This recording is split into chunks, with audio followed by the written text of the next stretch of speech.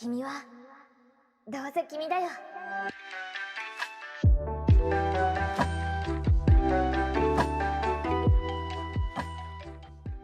Bom, gente, vim falar brevemente aqui algumas considerações sobre Torto Arado.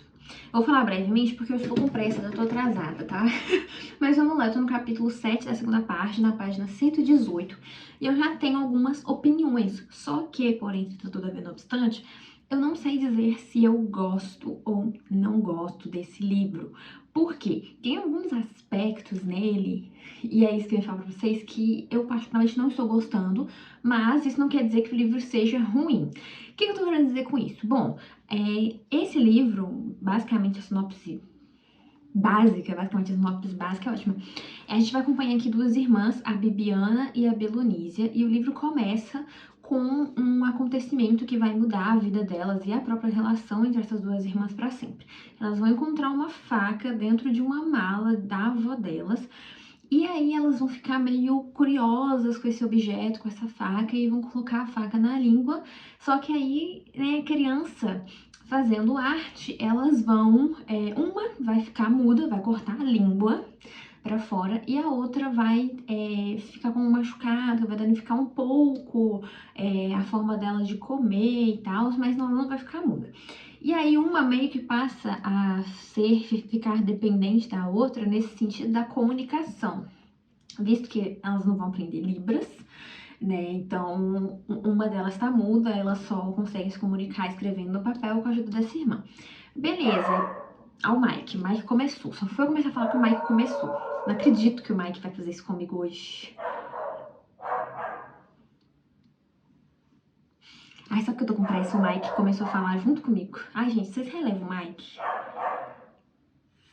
E o que é que eu não estou gostando desse livro? Aqui a gente vai ter uma narrativa em primeira pessoa, ou seja, já dá pra desconfiar aí. A narrativa em primeira pessoa, uma dessas irmãs vai começar contando a história e depois vai passar pra outra. Como eu disse, esse livro, eu tô na segunda parte, ele é dividido em 3 partes, então a primeira uma irmã narra e na segunda outra irmã narra. Só que o que me irrita não é nem a narrativa ser em primeira pessoa, ter esse caráter de um narrador não muito confiável. O que me irrita é que o tempo inteiro essas irmãs ficam com inveja uma da outra, e não é uma inveja daquelas de tipo, que irmão tem? Quem tem irmão sabe que às vezes de vez em quando rola uns atritos entre irmãos, normal. Só que tipo assim, é umas situações tão ridículas. Então, assim, gente, sério, eu li 118 páginas e, sem brincadeira, em uns 3 ou 4 capítulos teve em algum momento que a frase "Nossa, eu queria ter isso que minha irmã tem" surgiu, entendeu? Em um dado momento elas vão criar crush num menino aí. E aí vai acontecer uma situação e uma delas vai achar que a irmã pegou o menino e tal, e aí depois a gente vai ter um esclarecimento sobre essa cena. E aí a outra fica tipo, ai, nossa, eu tô com inveja porque o Severo gosta mais da minha irmã. Aí, gente, sabe? Isso chega a ser irritante, porque o tempo inteiro ela fica nessa relação. E fora que tem uma frase ridícula. Ai, gente, nossa, eu vou ter que ler, sério. Na segunda parte aqui, né, quem tá narrando é uma outra irmã. E aí, olha só, na página 108, eu até postei esse trecho nos Clubes Amigos. Sabe quando você tá lendo um livro contemporâneo e esse livro ele tenta ser poético de alguma forma? Ai, assim, uma narrativa mais assim, sabe? Pra ser cult. E aí ele tenta falar de uma coisa aparentemente muito boba, só que ele tem que falar de forma cult. É isso que acontece aqui. Eu senti, nossa, uma narrativa muito forçada pra ser poética, sabe? Então aqui na página 108, essa irmã vira e fala assim: agora eu era uma fruta amadurecida, convidando os pássaros a me bicarem, como os chupins que espantavam os arrozais até pouco tempo atrás. Ai, gente, a cadeira até casou. Mas é isso, gente. É esse aspecto que até então eu não estou gostando. E agora eu vou encerrar esse take porque eu estou atrasada, eu preciso jantar. E é isso, tá? Esses aspectos não tão legais no livro. Então, por isso que eu tô assim com sentimentos conflitantes. Porque não é que eu acho que a história seja ruim, mas também não chega a ser excelente. Opiniões polêmicas. E é isso. A mulher tá com um marido super agressivo dentro de casa, mas ela jura que ela pode dobrar o homem, né? Ai, ai, ai. Ai, ai, ai. Nem vou comentar agora, depois eu volto. Gente, eu tô aqui na cozinha de casa. Olha o pano de prato pro multidão de casa, fazendo miojo. Eu vou aproveitar pra fazer uma atualização neste vlog de leitura antes que eu esqueça. Eu finalizei a segunda parte de Torto Arado. Só como eu tô na cozinha, né, não tenho ele aqui pra mostrar. E, assim, gente, eu ainda não sei se eu gosto desse livro, porque tem alguns problemas. É porque, assim, gente, eu sempre comento com vocês, quando eu vou comentar sobre o livro, eu sempre comento com vocês que eu vou comentar sobre o livro, é ótimo, que eu sou uma estudante de letras. Então, querendo ou não, eu tenho uma certa bagagem literária e por mais que eu tente, às vezes, a faculdade de letras, por ter essa bagagem, por ter lido muitas coisas, muitos clássicos, muita coisa de teoria, sempre quando eu vou ler um texto, eu acabo vendo um lado um pouco mais técnico, eu acabo analisando essa obra de alguma forma. Eu não acho isso ruim, eu até gosto, mas e aí por conta dessa bagagem, eu consigo ver, às vezes, certos furos.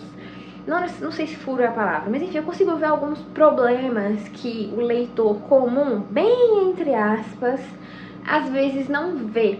Então, é meio que o caso com esse livro. Em questão de narrativa, eu acho até legal as coisas que estão... Legal é ótimo, né? O livro chegou num momento que tá acontecendo umas coisas meio ruins e eu tô achando legal. Não é isso que eu quis dizer, mas em questão de narrativa, enredo, isso, eu sempre fico falando errado, enredo. Em questão de enredo, eu acho que tá indo muito bem, assim, a história, mas tem algumas coisas que me irritam. Por exemplo, no último momento, eu postei eu gravei aqui, né? Ai, peraí, deixa eu ver meu miojo, que queimar miojo, pelo amor de Deus, né, gente? Mas enfim, no último take que eu gravei o livro, eu mostrei pra vocês uma fala da personagem falando que o marido é agressivo, mas ela jura que ela pode dobrar o homem. Só que aí, no capítulo seguinte, acontece uma resolução pra esse problema dela com o marido, que seria meio que um deus ex machina, sabe? Aquela resolução do último momento. E isso me irrita profundamente. Eu acho que, sei lá, parece que o autor jogou um problema e ficou com preguiça de desenvolver esse problema e aí ele joga uma resolução muito rápida.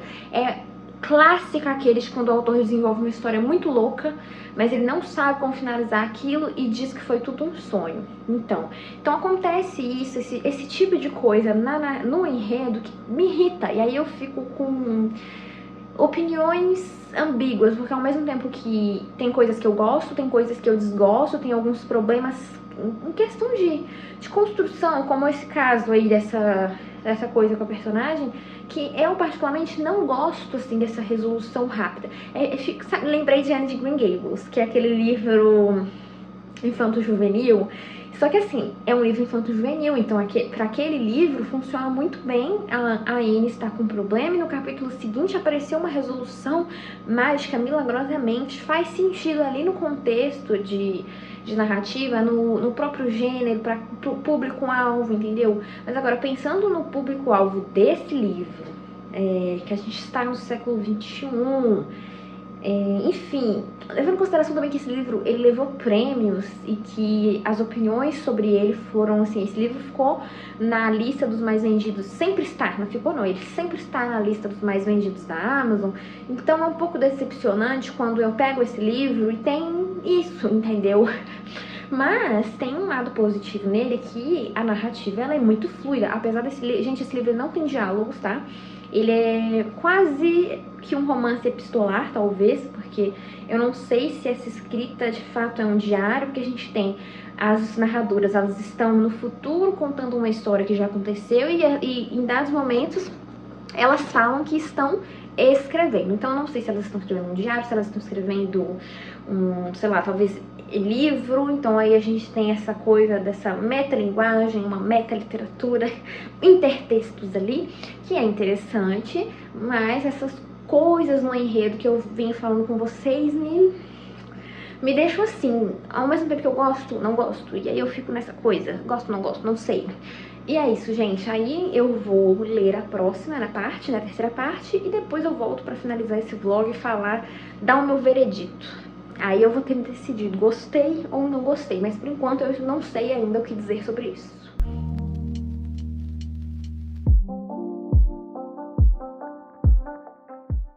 Então, gente, finalizei o livro, voltei para falar dele, trazer as minhas considerações finais pra vocês. Quem me segue no Instagram já sabe o que eu achei, mas lá eu falei assim de forma bem resumida. Então, eu achei razoável. Gente, mas assim, antes de mais nada, vamos lá. Isso daqui, o que eu vou falar agora, não é uma resenha crítica, não é uma análise do livro, é só a minha opinião enquanto leitora, tá?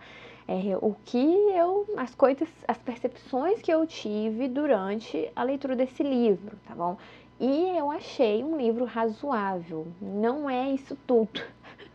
Por que eu tô falando isso, gente? Porque quando a gente vai escutar sobre esse livro, as pessoas falam que esse livro já nasceu como um clássico, nasce um clássico, aquele meme do nasce uma estrela, então nasce um clássico, e que esse livro é incrível e que não sei o que ele é um acontecimento, ele está sempre entre os mais vendidos da Amazon. Então, assim, ganhou prêmios, né? Mas longe disso, eu acho que ganhar prêmios não delimita se você pode, vamos supor, enfim, né, igual eu falei, eu achei razoável, tá, e não é só porque ele ganhou prêmios que eu automaticamente devo achar o livro excelente. Então, assim, eu achei o livro, ele relativamente razoável, então vamos lá por partes, e essa parte aqui do vlog vai ter spoilers, porque pra mim poder falar o que eu não gostei desse livro, eu preciso contar detalhes do enredo, detalhes da narrativa. Então vamos lá, como eu comentei, esse livro está dividido em 3 partes, e cada parte uma pessoa que vai estar narrando. A primeira é a Bibiana, a segunda a Belonise e a terceira a gente vai ter a narração de um espírito, ou como eles chamam aqui na história de encantado. E aí essa encantada vai narrar a terceira parte. A parte que eu mais gostei foi a primeira, que é a que a Bibiana narra. Só que a partir, assim, gente, primeiro de tudo, que eu fui nesse livro sem saber muito da sinopse.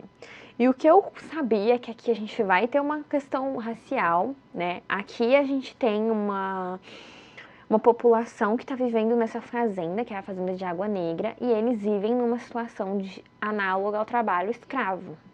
Então, basicamente, eles vivem nessa fazenda e, em troca, eles servem o trabalho deles. Então, os homens trabalham nas plantações desse dono dessa fazenda. Pera, deixa eu melhorar a luz aqui, ó.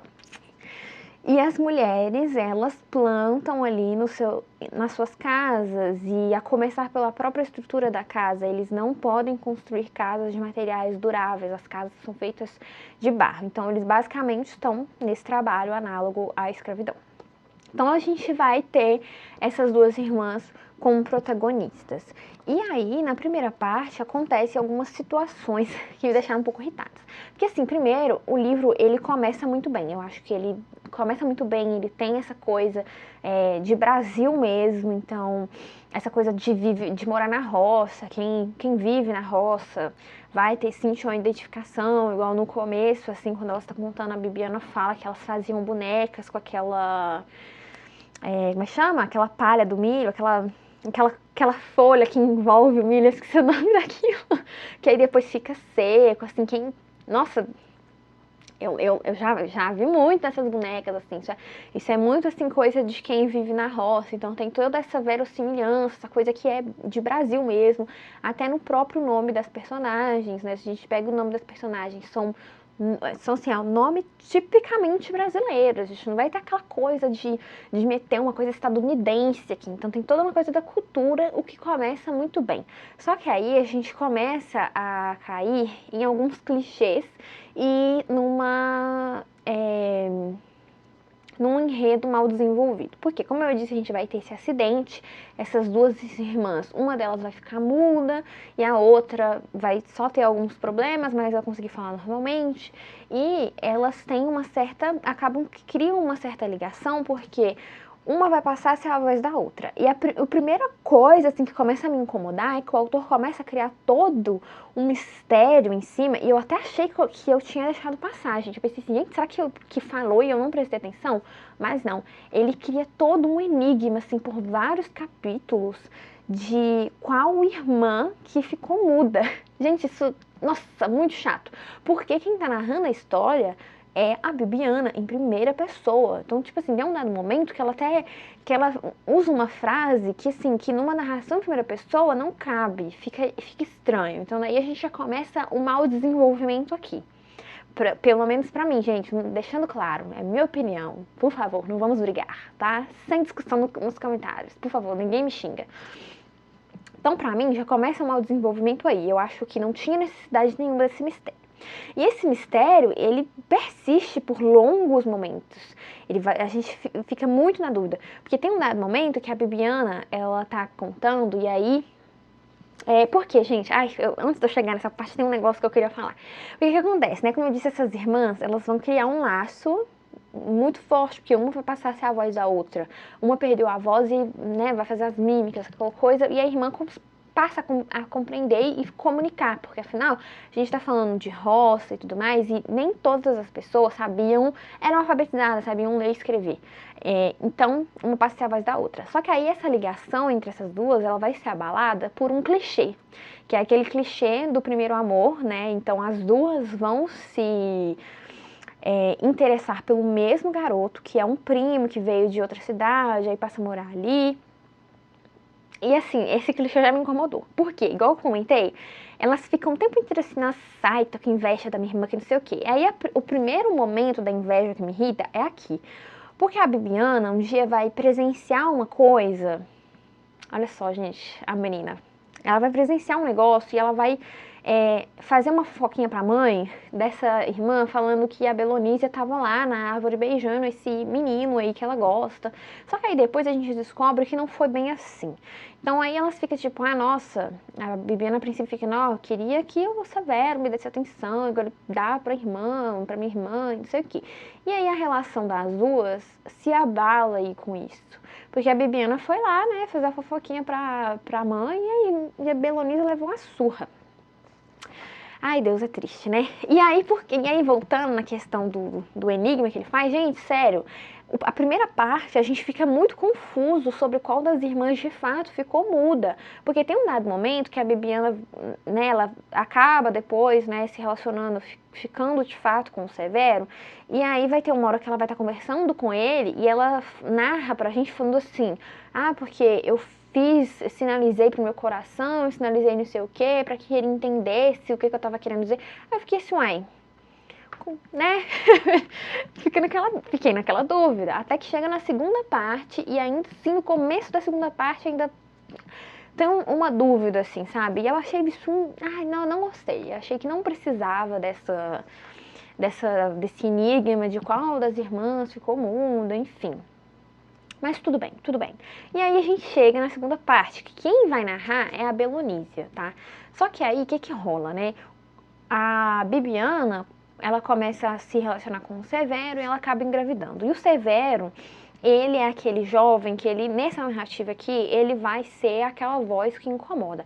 Então ele vai começar a falar para Bibiana sobre a situação ali que eles se encontram desse trabalho escravo, que eles trabalham ali, mas que eles não têm direito à terra, enfim. E essas ideias dele de sair ali de Água Negra, de ir para a cidade, ter uma condição melhor para depois tirar os pais dali, vai se instalar nela e ela vai passar a ter esse desejo também. Então, a primeira parte, ela termina com a Bibiana indo embora. Ela ficou grávida e ela deixa ali essa fazenda, teoricamente, em busca de estudar, né, que ela quer ser professora, e de conseguir ter o seu dinheiro para poder ter a sua própria terra, porque afinal, a terra onde eles estão, onde eles vivem, onde eles nasceram, cresceram, tiveram filhos, enfim, foi nessa coisa de geração em geração, não é uma terra deles, é como se... Enfim, né? Vocês entenderam o que eu quis dizer, tá? Então ela vai, aí a gente acaba a primeira parte e chega na segunda parte, que quem vai narrar é a Belonísia. E aí a gente vai ter o ponto de vista da Belonísia sobre tudo isso que aconteceu, sobre o acidente, né, que deixou ela muda, e aí que de fato a gente vai compreender quem que é a irmã que ficou muda. Aí a gente vai ter uma certeza, não, foi a Belonísia. Então a gente vai ter essa percepção de como ela se sentiu com relação àquele momento, o que passou pela cabeça delas ali, né, na hora de botar a faca na boca e tirar rapidamente, como ela se sente com a partida da irmã, né, afinal a relação dela já estava meio abalada por causa desse cara aí que as duas gostavam, né, enfim, nossa, não gosto disso. Ai, gente, nossa, não gosto mesmo quando as narrativas caem em clichês. Enfim, né? E aí a segunda parte tem algumas coisas que eu gostei, outras coisas que eu não gostei. Vamos falar do que eu gostei aqui nessa segunda parte. Eu gostei muito que aqui a gente vai ver mais nitidamente a relação desse povo com a terra. Então a Belonísia, ela não, diferente da irmã dela, que a irmã dela quer estudar, quer se instruir, a Belonísia já não é muito assim focada nos estudos. Ela até começa a frequentar a escola, mas ela gosta mesmo de estar em contato com a terra, de trabalhar, de fazer ali o arado, de plantar, sabe? O negócio dela é esse. E aí, aqui nessa segunda parte, vai mostrar pra gente qual que é a ligação desse povo com essa terra que eles estão, que no papel, né, questão financeira, juridicamente, essas coisas loucas, não são deles, mas, como eu disse, a gente tem que essas gerações de famílias que estão vivendo ali. Então, essas meninas, elas cresceram ali, elas nasceram ali, né, então, se elas nasceram, elas cresceram, vão ter filhos, assim como as demais famílias que tem ali. Então, eles têm essa ligação... Fala a voz. Então, eles têm essa ligação com a terra e é uma coisa muito bonita, mas também muito triste, porque eles têm essa ligação, mas é uma terra que não é deles. Enfim, né, vocês entenderam. Então, assim, é uma coisa que eu gostei muito de poder compreender um pouco mais do sentimento da Belonísia, porque até então a gente só tinha os pontos de vista da Bibiana, né? Então, o que a Bibiana achava que a Belonísia estava sentindo, e aí a gente vê como a Belonísia é de fato. E tem uma outra coisa que eu gostei também, é que a gente vai ter uns indícios de que a Belonísia é gay. E, gente, essa parte me lembrou muito a Cor Púrpura. Vai ter um momento aqui que eu lembrei muito de A Cor Púrpura, porque, enfim, vou chegar lá, tá? Então, assim, o que acontece? Vou retomando outra coisa que eu não gostei, que é o negócio da inveja. Quando a Bibiana vai embora, em um dado momento ela vai enviar uma carta pra família falando como ela está. E aí ela fala que tá com Severo, tem o primeiro filho, que não sei o que, tá. E aí a Belonísia, ela vai meio que pensar assim, nossa, eu gostaria de ter isso também, de ter um homem, não sei o quê, e aí que entra naquela frase que eu li pra vocês, que eu detestei, aquela floreação de falar que a Belonísia tava querendo, né, já tava sentindo que tava pronta pra fazer umas coisas. Então, E aí tem um cara aí nessa fazenda que ele meio que dá ideia pra Belonise, ele dá em cima dela, assim, né? Dá indícios de que tem interesse nela. E aí um dia esse cara, ele vai chegar lá no pai dela, né? O Zeca Chapéu Grande, que é uma figura bem importante aqui na história, falando, olha, eu estou sozinho, eu gostaria de uma mulher ali lá pra levar pro meu cafofo, não sei o quê, e eu gosto muito da Belonise, tal. E aí o pai da Belonise pergunta pra ela se ela quer, se ela tem interesse, que o homem foi lá pedir, e impulsionada por essa inveja que ela sentiu da irmã ali com o Severo, ela aceita, mas depois ela vai se arrepender. Porque ela vai ver que não era bem aquilo que ela estava imaginando, que ela estava imaginando uma coisa e na realidade ela teve outra. Porque esse cara, ele bebe muito e ele vai começar a ter atitudes agressivas com ela. E daí que entra de novo naquela outra frase lá que eu mostrei, que aí o cara vai ficando cada vez mais agressivo, ele não chega a agredir ela, mas ela sente que em algum momento ele vai fazer isso, e aí ela jura que ela vai conseguir dobrar ele. Só que aí o autor, ele... E aí, de novo, a gente entra nessas narrativas mal desenvolvidas, ele joga uma solução fácil. Ele mata o cara. Entendeu? Então, assim, o cara tá cada vez mais agressivo, cada vez mais impaciente, certeza que uma hora ele vai levantar a mão pra ela, vai bater nela. Então, o que ele decide fazer? Faz o cara um dia encher a cara, cai do cavalo e morre. Pronto, resolveu o problema da Belonise. Eu não gosto dessas soluções fáceis, às vezes, sabe? É muito aquilo de quando o autor inventa uma coisa muito maluca, não sabe como terminar e fala que foi tudo um sonho, sabe? Pra simplificar. Eu não gosto disso. Então, teve isso que me deixou um pouco assim, um pouco irritada. Essas soluções fáceis aí, sabe? E aí que a gente entra na insinuação de que talvez a Belonise seja gay. Porque ela casa com esse cara, e aí a desilusão começa ali na cama, assim. Ela vê, assim, não foi muito bem o que ela estava imaginando, ela não gostou. Entendeu? Ela só ficou lá.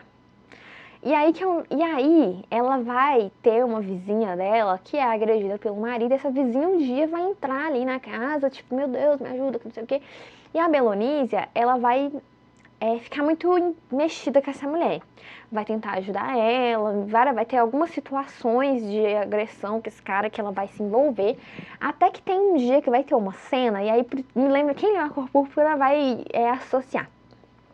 Aí vai ter uma cena onde que essa mulher que chama Maria Cabocla, ih, gente, esqueci o nome, acho que é Maria Cabocla, vai estar lá na casa junto com a Belonise, e aí essa mulher vai pentear e trançar os cabelos, vai ter um cuidado diferente com a Belonise, e aí a Belonise fica meio assim.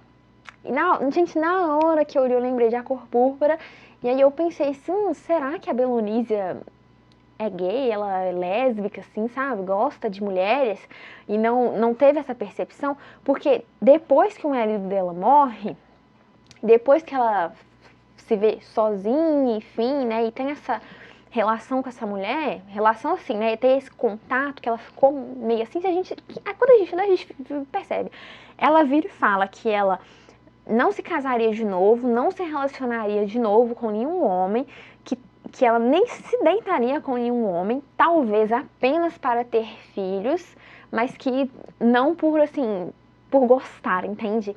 E aí fica essa insinuação ali da Belonise enquanto uma mulher lésbica, sabe? O que eu achei interessante no história me lembrou A Cor Púrpura. Pra quem leu A Cor Púrpura sabe que tem uma cena ali da Sally com a Shug que me remeteu a essa cena da Belonise com a Maria Cabocla, tá? Então é isso, tá? Na segunda parte tem esses aspectos que eu não gostei. E aí aqui, em um dado momento da segunda parte, a Bibiana volta pra Água Negra. Só que eu senti falta de um desenvolvimento maior da Bibiana, não necessariamente um desenvolvimento, mas esclarecimentos de o que ela fez nesse período de tempo que ela esteve longe. O que a gente tem é um breve resumo. Em alguns momentos é citado, tipo assim, ela fez o magistério, agora é professora, teve tantos filhos, aí voltou. E em um dado momento também ela fala que ela chegou a viver na favela, e aí ela conta como é que era a repressão policial, que às vezes, enfim, é coisa que a gente tem até hoje, né, por aí, né, veja, coisa que a gente tem aí até hoje.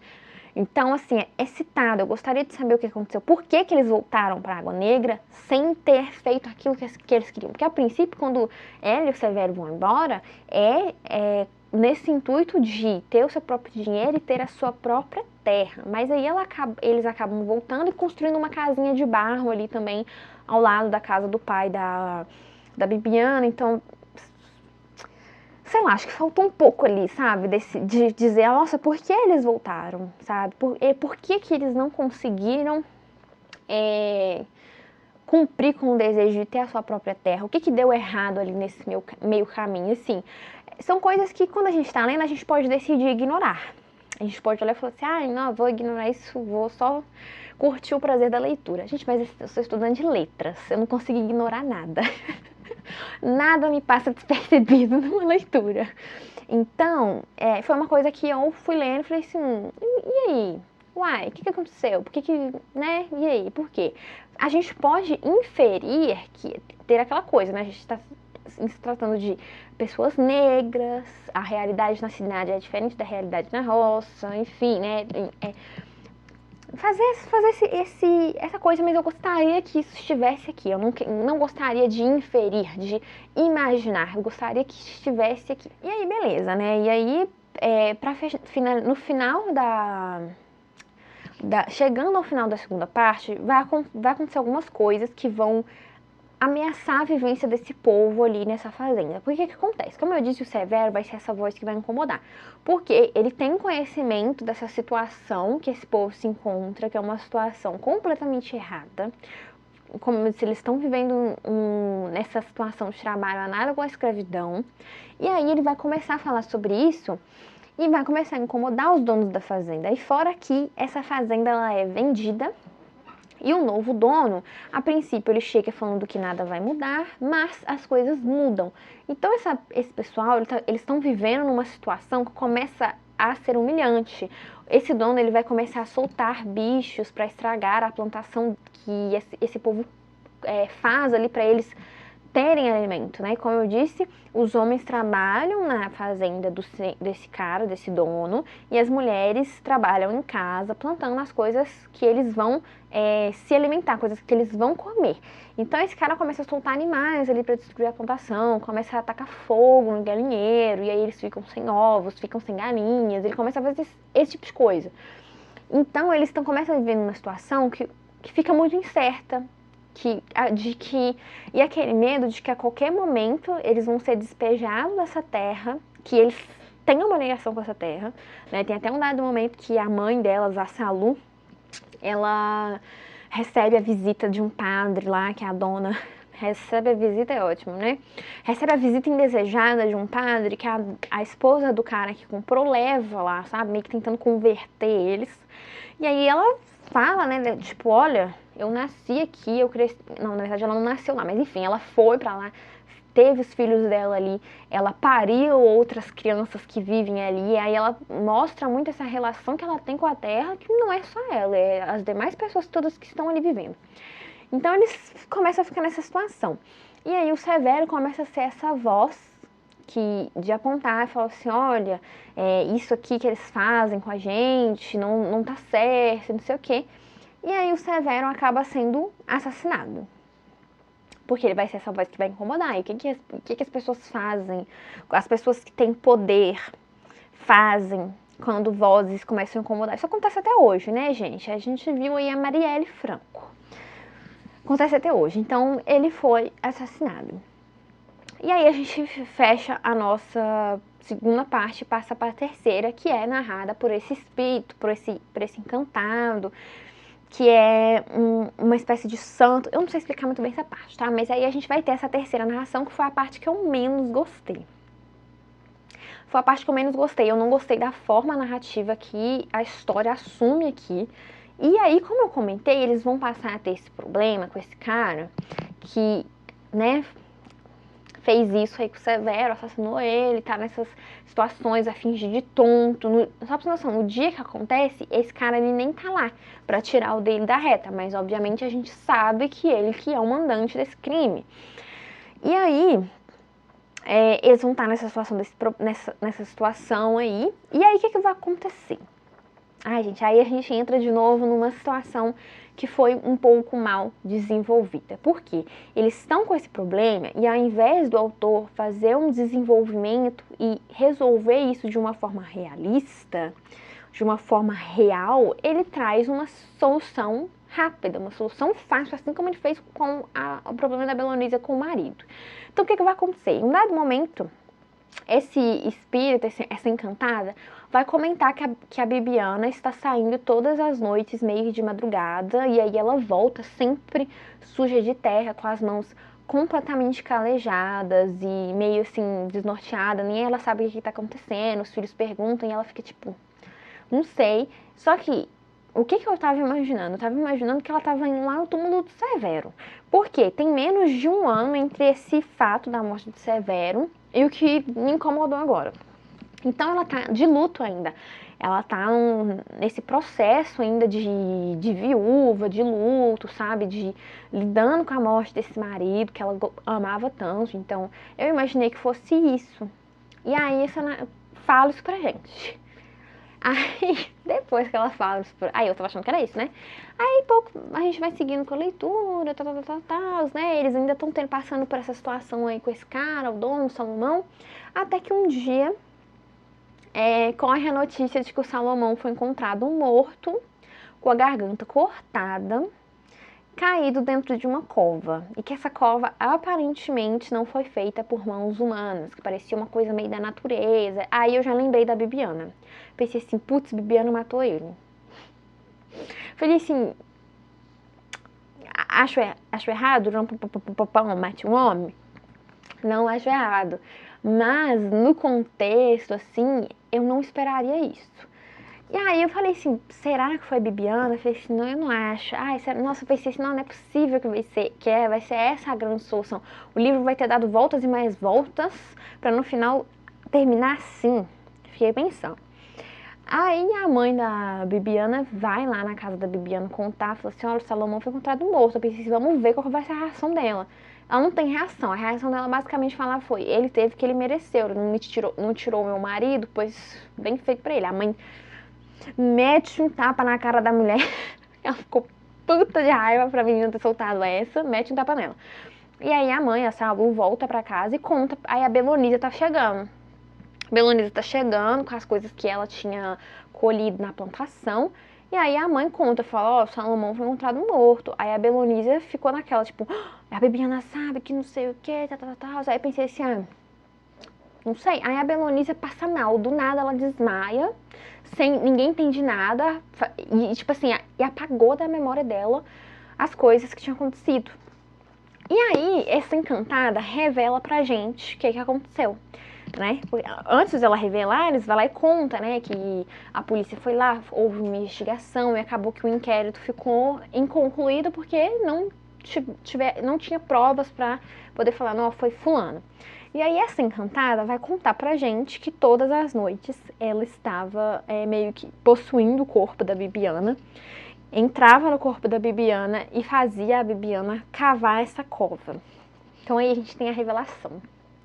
Fazia a Bibiana cavar essa cova todas as noites e no dia que o cara morreu, ela saiu do corpo da Bibiana e entrou no corpo da Belonísia, pra Belonísia fazer o cara cair do cavalo e fazer ele sangrar. Então, assim, de novo, uma solução fácil para um problema, uma coisa que estava acontecendo.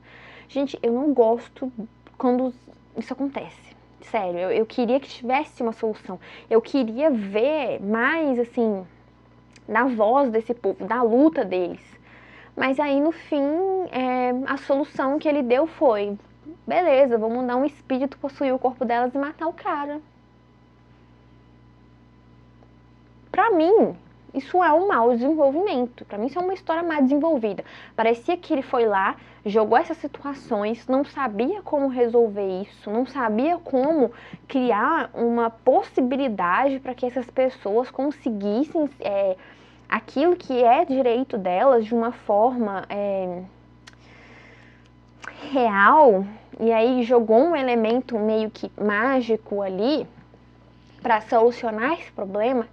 Eu achei mal desenvolvido. Desculpa, gente, se você gostou, se você achou o máximo. Porque algumas pessoas, porque é aquilo que eu falei, gente, tem coisas, tem leituras e leituras, e tem gente que lê as coisas e decide ignorar certas coisas. Então, eu acho que é um pouco daquilo. Na hora que você tá lendo, vai ter aquelas coisas que vão te chamar mais atenção, que vão te saltar mais os olhos, e aí você nem vai atinar muito pra isso. Mas pra mim isso foi um problema, pra mim isso foi um mau desenvolvimento dentro da história. Então, é impressionante como que às vezes, como que um livro, às vezes o livro foi incrível, gente, não é o primeiro livro que eu leio e que por causa de uma frase ou por causa de um capítulo, o livro vai com Deus pra mim. Não estou falando que eu achei o livro ruim. Como eu disse no Instagram, eu achei ele razoável, porque a primeira parte eu gostei muito, eu achei que começou muito bem, mas teve algumas coisas na narrativa, como eu apontei, que faltou um desenvolvimento ali. E aí ele simplesmente joga soluções fáceis, trabalha com clichês para poder, né, finalizar essa história. Então, assim, não é um livro ruim, não vou falar, tipo assim, nossa, não recomendo esse livro, não leia esse livro. Muito pelo contrário, eu acho que sim, você deve ler para você tirar suas próprias conclusões e não sair por aí falando baseado na opinião dos outros. Por isso eu peguei para ler ele. Porque, gente, olha, eu ouvi opiniões muito boas, né, como eu disse, tem pessoas que ficam por aí falando, nossa, que esse livro ele já é um clássico. Acho que não é. Não é nem porque eu não gostei, é só porque o conceito do que é um livro clássico, ele perpassa muitas outras coisas. Para isso, para entender, leiam Ítalo Calvino, tá? Tô pretendendo ler, depois eu faço um vídeo. E é isso, gente, eu acho sim que você deve ler para você tirar suas conclusões. E outra coisa que eu acho é que esse livro, a leitura dele, para cada pessoa, ela vai ser diferente. Então, assim, por isso que eu tô falando, por isso que eu comecei falando que aqui, que eu disse aqui, são as minhas opiniões. Eu entendo completamente a pessoa que achou esse livro incrível do começo ao fim, que diz que esse livro é um acontecimento, que gosta pra caramba, que tem como favoritado. Não vou ficar questionando e falando, nossa, você leu errado, tem problemas nessa narrativa que você não viu, leia de novo. Jamais, jamais. Assim como eu também não quero que alguém que tenha gostado venha tentar me convencer ou falar que eu fiz uma leitura errada. Porque, gente, eu acho que a leitura desse livro, ela vai ser diferente a partir do lugar que a pessoa está lendo. Para uma pessoa negra, esse livro vai ser uma outra coisa, vai ser um outro rolê, entende? Assim como, para mim, que sou uma estudante de letras, esse livro, ele é outra coisa. Eu vi certas coisas na narrativa que uma pessoa que não estuda literatura, né, tipo assim, que de fato se debruça, que tem uma graduação para isso, não vai ver. E eu não tô falando nossa, eu sou superior, a minha leitura, ela é mais válida porque eu sou estudante de letras. Jamais. Eu só tô tentando explicar aqui, né, da onde que tá partindo a minha leitura, para ninguém vir me encher o saco, gente.